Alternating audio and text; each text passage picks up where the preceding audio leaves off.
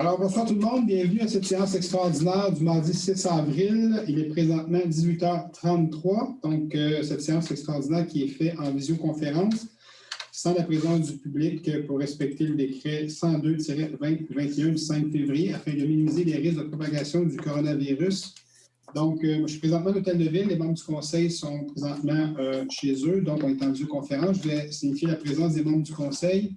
Alors, commençant en haut à gauche de mon écran, M. Perron. Bonsoir, présent. M. Arsenault. Bonsoir, présent. Mme Boudria. Bonsoir, présent. M. Lemelin. Bonsoir, présent. M. Lapierre. Bonsoir, présent. M. Camiran. Bonsoir, présent. M. Caz. Bonsoir, présent. Et Mme Césaré. Bonsoir, présente. Avec moi, à l'Hôtel de Ville, j'ai présentement Mme Trottier, directrice générale. Présente. Maître Laflamme, greffière. Présente. Et Mme Miron, notre adjointe qui s'occupe de l'enregistrement. Présente. Alors, nous avons 6 points ce soir à la séance extraordinaire. Donc, le premier point, avis de motion au dépôt du projet de règlement numéro 1707-21. Qui est-ce qui donne l'avis de motion? Je donne l'avis de motion et je dépose le projet de règlement. Le règlement modifie le règlement 1659-20 décrétant une dépense de 4 546 554 et un emprunt du même montant pour des travaux pour la construction d'un pavillon jeunesse, l'ajout d'un toit à la patinoire extérieure, l'aménagement d'un pump track et skate park pour la démolition de la maison des jeunes et du centre municipal actuel et pour l'aménagement de 2 terrains de basketball. C'est afin d'augmenter la dépense et l'emprunt pour un montant additionnel de 870 066 et confirmer l'obtention d'une subvention. Donc, juste rapidement là-dessus, c'est au niveau de la construction d'un pavillon jeunesse. Donc, les coûts ont augmenté considérablement, comme vous pouvez savoir, au niveau de la situation qui se passe présentement avec le coronavirus. Et aussi, les estimés avaient été faits de très serrés à l'époque. Et là, donc, quelques années plus tard, on s'en va à l'appel d'offres et on s'aperçoit que les coûts sont plus élevés que nos estimés et combiné avec le coronavirus qui ajoute un petit peu au niveau de l'augmentation des coûts. Au niveau du toit de la patinoire extérieure aussi, il y a eu certaines dépenses supplémentaires qui doivent être absorbées, là, dont le déplacement d'une conduite d'aqueduc qu'on va passer au point numéro 2 et au niveau du recouvrement de la patinoire qui sera en bois. Donc, les coûts ont augmenté aussi de ce côté-là. Et aussi au niveau de la démolition de la maison des jeunes, les centres municipaux, les bâtiments actuels, il y a une légère augmentation là-dedans et l'aménagement du terrain de baseball aussi. Donc, il fait en sorte qu'on avait besoin de modifier le règlement d'emprunt de 877 066.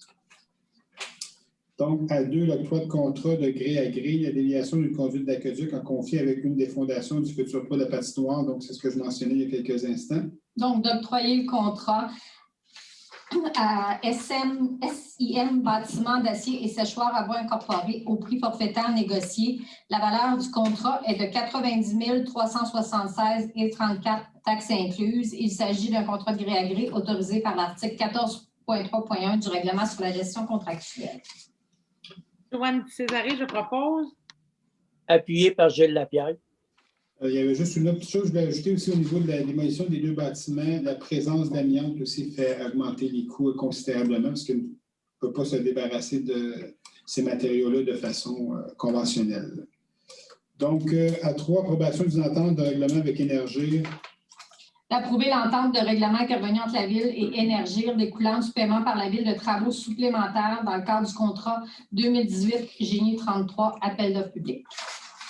Proposé par David Lemelin. Appuyé Mario Arsenault. Au point numéro 4, l'aide financière au Centre d'hébergement des soins de longue durée, CHSLD Champlain, Jean-Louis Lapierre. D'octroyer une aide financière au montant de 21 000 $ au Centre d'hébergement de soins de longue durée, Champlain, Jean-Louis Lapierre, dont la moitié de la somme, soit 10 500 $, sera compensée par la députée du comté de Sanguinet, Mme Danielle Mécan. Joanne Césaré, je propose. Mario Perron, je l'appuie. Et je dois encore souligner l'excellent travail de jeunes du CHSLD ici à Saint-Constant au niveau de la crise, de la pandémie que nous vivons. Il n'y a pas eu de cas à cet endroit-là. Ils se sont fait ça de façon incroyable. Alors, félicitations encore aux gens, aux administrateurs, aux employés, à toute l'équipe du CHSLD. Donc, ça nous fait vraiment plaisir aussi de participer au projet qu'ils nous ont présentés, ainsi que Mme McCann participe avec nous aussi, mais c'est moitié au niveau du projet. Alors, c'est de faire, il va y avoir un étage ici, je pense que tu as plus de détails, c'est des murailles. Oui, c'est des murales, en fait, pour éviter l'errance des gens qui habitent là-bas, des usagers. Les gens, en fait, qui sont là, il y a un problème d'errance chez une certaine clientèle des usagers du CHSLD. Donc, l'ajout de murales rend les lieux, augmente le... Sécuritaire. En fait, c'est sécuritaire, mais c'est aussi pour améliorer le milieu de vie. Le milieu de vie des gens, exactement, qui y vivent. Alors, on participe à ça. Il y a d'autres villes qui participent aussi pour d'autres endroits du CHSLD. Nous, on va avoir notre endroit avec la députée Mme McCann. Donc, au point 5, demande de dérogation mineure de 2021, c'est 00020, rue du Portage. Il s'agit d'une demande de gestion rodier incorporée qui découle de certaines modifications au projet de construction de 2 habitations multifamiliales de 4 étages totalisant 98 logements.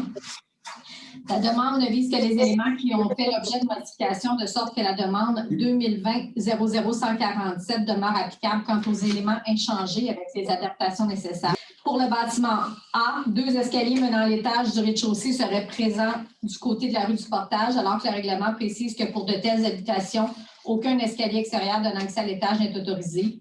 Le stationnement souterrain serait localisé à 0,51 m de la ligne latérale gauche du lot, dans une cour latérale de 6,99 m de largeur, alors que le règlement précise qu'une telle construction souterraine peut avoir un empiètement maximal dans la marge minimale prescrite de 2 m maximum. Le stationnement souterrain empiéterait de 6,4 m dans la cour latérale gauche et serait situé à 0,51 m de cette ligne et empiéterait d'environ 13 m dans la cour arrière, alors que le règlement précise que l'empiètement maximal dans une cour est de 5 m. Pour le bâtiment B, la marge arrière d'habitation multifamiliale de 59 logements projetés serait de 6,02 m, alors que le règlement précise qu'une marge arrière de 10 m minimum est applicable.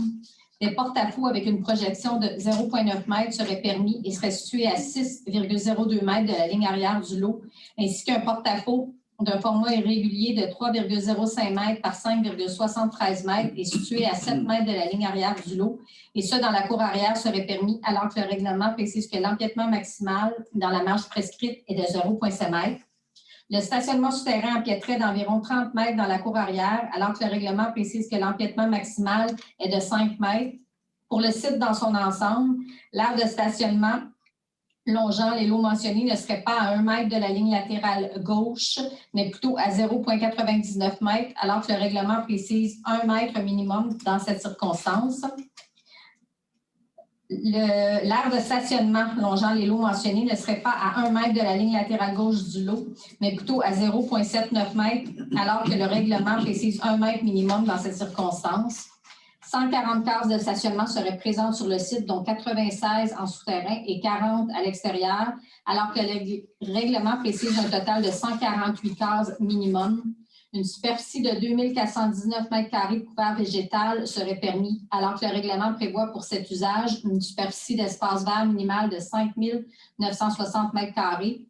Les conteneurs hors sol localisés sur le côté latéral droit du bâtiment A seraient entourés de 3 côtés d'une clôture de saule tressée et ne comporteraient pas une clôture sur le devant, alors que le règlement précise que tout usage résidentiel doit avoir un enclos permettant d'isoler visuellement le ou les contenants sanitaires. Il y a un rapport favorable du CCU à l'égard de la demande. Les commentaires ou questions soumises par les personnes intéressées sont les suivantes. Par M. Michel Vachon. Pour quelles raisons 2 escaliers menant à l'étage du rez-de-chaussée du bâtiment A seraient permis du côté de la rue du Portage, alors que le règlement de zonage précise que pour toute nouvelle construction d'habitation de 7 logements et plus, aucun escalier extérieur donnant accès à l'étage n'est autorisé?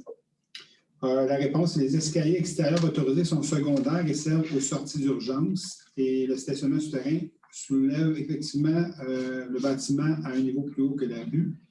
Mario, Sylvain, vous avez parlé au CCU, donc ce n'était pas un enjeu, en fait, ce que je comprends. Oui, non, c'est correct. Avez-vous quelque chose à rajouter là-dessus? Absolument pas. C'était vraiment nécessaire, puis sans vraiment changer la structure et l'architecture. Exact. Donc, c'est très mineur. Parfait. Le président conseil municipal a déjà approuvé une dérogation soi-disant mineure en 16 points à ce demandeur en janvier 2021 pour le même projet, tel qu'il apparaît de la résolution portant le numéro 380121. La présente demande diminue la superficie de couvert végétal sur le terrain à 2419 m², alors que le règlement de zonage exige une superficie d'espace vert minimale de 5960 m² pour ce projet, ce qui représente 41% du minimum requis. Une partie de ce couvert végétal anémique se situe au-dessus des plafonds bétonnés des stationnements souterrains dont l'épaisseur de terre est insuffisante à la plantation d'arbres à moyen déploiement. Combien d'arbres seront plantés sur ce site afin de procurer un peu de fraîcheur et d'ombre aux futurs Constantine et Constantin? Donc, combien d'arbres? Il y aura 62 arbres de plantés sur le site, 150 arbustes, 580 vivaces et 3 plants grimpants. Donc, comme on peut voir, on a lancé le plan de développement durable, il est en action déjà. On peut voir, comme on a toujours fait beaucoup d'actions en ce sens-là au niveau des promoteurs, le demandant de plantation d'arbres, mais là, on voit qu'il y a encore un accent encore davantage. Alors, il y a quand même beaucoup de végétation qui vont être mis de l'avant dans ces développements-là. Donc, vous n'avez rien à craindre de ce côté. Et puis, le tout est bien encadré dans notre plan de développement durable. Donc, Mario Perron, je le propose. Sylvain Cage, je l'appuie. La proposition est à l'effet d'approuver la demande telle que déposée. PA6, le PIA, donc du portage en relation avec ce projet-là. La compagnie Gestion Rodier dépose une nouvelle demande de PIA pour la construction de 2 habitations multifamiliales totalisant 98 logements. La demande est conforme aux critères et objectifs du PIA. Il y a un rapport partiellement favorable et des commentaires du CCU à l'égard de la demande. Il s'agit d'approuver la demande de PIA aux conditions suivantes. Un dépôt de garantie représentant une valeur de 30 000 devra être déposé avant l'émission des permis de construction, de manière à permettre aux représentants de la Ville d'utiliser les fonds nécessaires pour réaliser des travaux d'aménagement, advenant que les travaux ne soient pas effectués conformément au plan prouvé par le Conseil. Le sentier piéton à l'extrémité de la rue J.L. devra être conservé tel que l'existant et la haie de cèdre ainsi que la clôture d'acier qui bordent le sentier devront demeurer dans leur intégralité. Et il s'agit également d'abroger la résolution 044-01-21. Mario Perron, je le propose. Sylvain Cage, je l'appuie. Donc, à cette période de questions, est-ce qu'il y a des questions sur les points de séance extraordinaire? Oui, de la part de M. Michel Vachon, relativement au point 1, qui est l'avis de motion et le défaut du projet de règlement 1707-21. Monsieur demande, considérant l'annexe 2 du projet de règlement 1707-21 comportant la contribution pour l'année 2020-2022 du programme TECQ 2019-2023, en vertu de quelle résolution du Conseil municipal la programmation de la contribution de 2 041 423 a-t-elle été adoptée? C'est la résolution 524-11-20. Pour la question 2, quelle est la programmation pour les 2 années antérieures, soit 2019-2020, 2020-2021? Le programme TEC 2019-2023 ne prévoyait pas de montant pour 2019-2020, étant donné que la programmation TEC 2014-2018 devait être approuvée dans un premier temps. Une prolongation d'une année avait été accordée aux villes pour terminer les travaux prévus dans le cadre de ce programme. La ville de Saint-Constant s'est prévalue de cette prolongation. Il y a eu un montant de 1 615 574 pour 2019-2020. Dans le programme TEC 2014-2018, ce montant a servi de la reconstruction de rue. Et un montant de 2 426 901 a été accordé pour 2020-2021. Dans le programme TEC 2019-2023, ce montant a servi pour le prolongement des services à Montée-Saint-Régis et pour les reconstructions de rue. La question numéro 3. Les membres du Conseil et les fonctionnaires idoines sont-ils conscients que 867 060 $ représentent 50 % de la contribution TECQ de 1 750 000 ne servent qu'à couvrir l'augmentation de coûts depuis l'estimé en date du 28 avril 2020? Est-ce qu'on est conscient? La réponse, c'est oui. On est très conscient et rigoureux. Le prix des matériaux de construction explique en grande partie le changement à ce niveau-là de 877 060 car il y a eu une grosse inflation importante au cours de la dernière année. Et aussi, légèrement, il y a eu lorsqu'on a fait le règlement d'emprunt qui date d'il y a quelques années, Bon, on s'aperçoit que les coûts ont changé, bien sûr, et aussi les estimés étaient très, très serrés à ce moment-là. Donc, on s'aperçoit maintenant, en allant en appel d'offres versus l'inflation importante au cours de la dernière année, et le fait que ça date d'il y a quelques années, mais il y a une augmentation importante, donc il faut ajuster le règlement d'emprunt. La question numéro 4, telle qu'il apparaît de l'annexe 2 du projet de règlement 1707-21, comment se fait-il que la Ville attribue une contribution TECQ de 291 423 pour le chalet du Lac-des-Fées, dont la plus basse soumission s'élève à 1 636 554? Donc, au niveau de la TEC 2019-2023, sur le montant de 10 207 115, chaque ville peut utiliser 20 de ces montants-là pour des priorités. On appelle ça priorité 4, donc l'amélioration d'infrastructures municipales. Alors, ce qui a été fait tout simplement, c'est que de 2 41 423, il y a 1 million qui a été attribué au pavillon jeunesse en subvention, puis il y a 750 000 qui a été attribué au toit de la patinoire réfrigérée, et la balance de 291 423 a été mise au niveau du pavillon du Lac-des-Fées. La question 5, où sont allées les redevances du livre du Lac-des-Fées et autres créations financées par les contribuables? Les montants de redevances sont inclus dans le fonds général de la Ville. Au niveau des autres créations, je ne sais pas de quoi vous faites référence. Alors, je ne peux pas vous répondre là-dessus. Ça fait le tour des questions.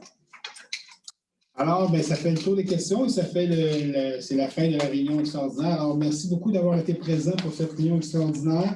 Encore une fois, faites attention à vous, à votre santé. On est toujours en pleine crise pandémique. Il y a eu déjà un point de presse de M. Legault à 17h au niveau de la restriction, d'une certaine restriction au niveau des mesures. Donc, il ne faut pas lâcher. Ne désespérons pas. On va finir par passer au travers. Donc, la pandémie, c'est toujours un peu long, comme on peut voir. Donc, on pensait s'en sortir plus rapidement, mais bon, ça prend le temps qu'il faut que ça prenne. Alors, mais soyez patients, soyez prudents et on se revoit très, très bientôt. Bonne soirée. Bonsoir. Bonne soirée. Au revoir.